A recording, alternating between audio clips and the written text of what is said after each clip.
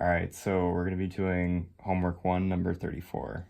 Questions asking, what is the force on the 1 nanocoulomb charge in the figure? The question also is asking that we give the answer as a magnitude and a direction. So the figure is as follows. So first things first, we need to list our knowns and unknowns. So we can put Q1 as this charge, which is 1 times 10 to the minus 9 coulombs. Q2, which will be this charge, will be 2 times 10 to the minus 9 coulombs. Q3, which will be this charge, will be negative 2 times 10 to the minus 9 coulombs. And thankfully in this problem, the distances between each charge is the same.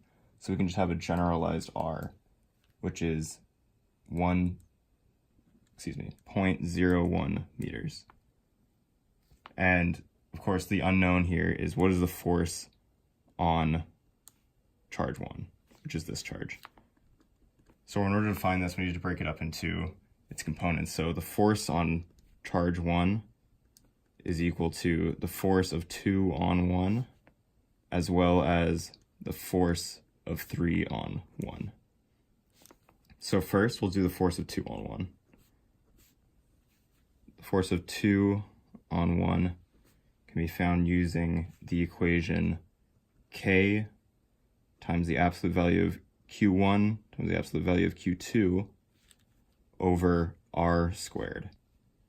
And of course, if we look at the diagram, we know that if these two charges are the same, I guess, sign, you can say, this one's positive, they're going to have a repulsive force. So this force is going to be going away from Q2 off into this distance. So we can write that down, away from Q2. So if we plug in the numbers, we've got that K is equal to 9 times 10 to the 9 newtons meters squared per coulomb squared, times 1 times 10 to the minus 9 coulombs, of course absolute value, times 2 times 10 to the minus 9 coulombs, all over 0.01 meters squared.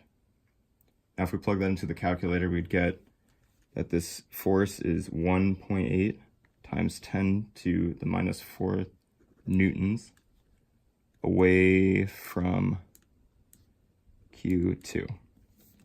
But this can be solved, away from Q2 can be expressed geometrically, and I guess trigonometrically, where if we look back here, we can get that this angle is also going to be 60 degrees. So this angle is also 60, and if we're trying to find the I hat component of this, which is also the x direction, or the x component of this, we do the cosine of 60 degrees. So that is taking care of the x direction. But there's also a y component to this force. And the y component of this force would be something like this, where we could do the sine of 60 degrees based on the opposite angle and the hypotenuse angle. And of course, j hat direction.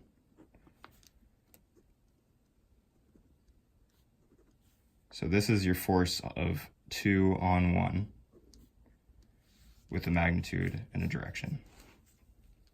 So now we just do the same thing for the force of charge 3 on charge 1. So with this, we would have K times this absolute value of Q1 times the absolute value of Q3 over R squared. And if we look back at the figure, these two charges are opposite, meaning that there will be an attractive force between these two. So the force would be going away from Q1 and towards Q3. So we can write that as towards Q3. So now plugging this in, we would get 9 times 10 to the 9 newtons meters squared per coulomb squared for K, times the absolute value of 1 times 10 to the minus 9 coulombs, times the absolute value of minus 2 times 10 to the negative 9 coulombs, all over 0.01 meters squared. And plugging that into the calculator, we get that the force of 3 on 1 is equal to the same as the force of 2 on 1, which is 1.8 times 10 to the minus 4 newtons. Now, unlike the directionality that we saw in the force of 2 on 1, this is going to have a negative y component in that the sine of 60 degrees, because if we look here, the force is facing downwards. So we'd be seeing that this sine component for the opposite in the hypotenuse is going downwards. So that would be the negative sign there. But it still has the same x component of cosine of 60 in the I-hat direction.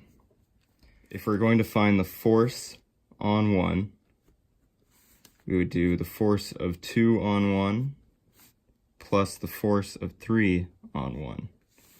So the force of 2 on 1, which we found earlier, was 1.8 times 10 to the minus 4th newtons cosine 60 in the I-hat direction plus sine of 60 in the j-hat direction, while the force of 3 on 1 was 1.8 times 10 to the minus 4th newtons cosine of 60 in the I-hat direction minus sine of 60 j-hat direction. So these two quantities will cancel out, and you're left with 2 times 1.8 times 10 to the minus 4th newtons times the cosine of 60 in the I-hat direction. Now the cosine of 60 is 0.5, so it would be 2 times 0.5 times 1.8 times 10 to the minus 4th newtons, of course in the I-hat direction. So this would cancel out to 1, and we're left with the force on 1 is equal to 1.8 times 10 to the minus 4th newtons in the I-hat direction.